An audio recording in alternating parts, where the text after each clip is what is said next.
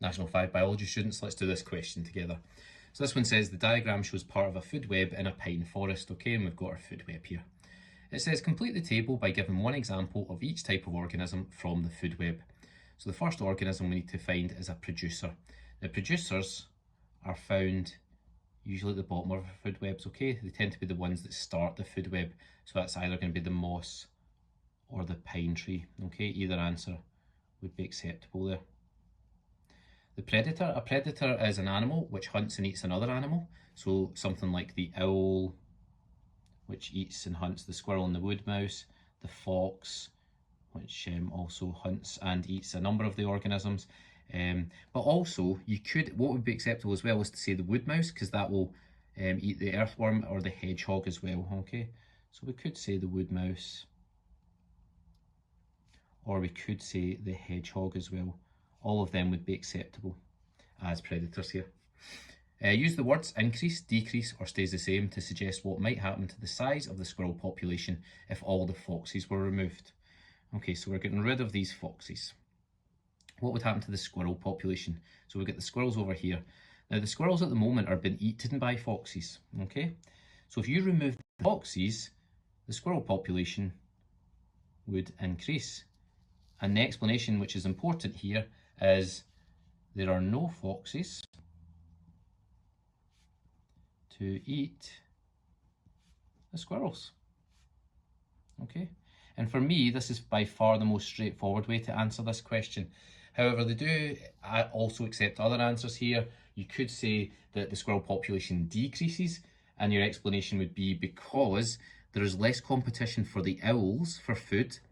The owl population would go up, and therefore they would eat more squirrels. So, you know, potentially that is an answer. You could say it decreases, but I always just think that, you know, trying to find the simplest answer is the way to go with these. Okay, so there's no fox to eat the squirrels, so they will increase, is the one I would suggest. Part C, name the term, state the term used to describe the role of the organism within a community. So as soon as I see that word role of the organism, I'm thinking of niche. Okay, and that's a straightforward knowledge question that you need to know if you don't already. 12D, the forest shows some features of the fungi community found in Scotland's pine forests, and we've got our 5 different species of fungus there. We've got the maximum cap size, the cap colour, and the stem colour, and then we've got this paired statement key. Now we have to use the information in the table to complete the key. Okay, so the stem colour is not dark brown. We have to go to 2.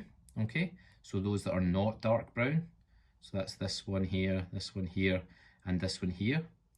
Okay, cap colour is bright scarlet. That's a sickener. Okay, so we've got the sickener. We can score that out because it's been used. But the cap colour is bright brown. Okay,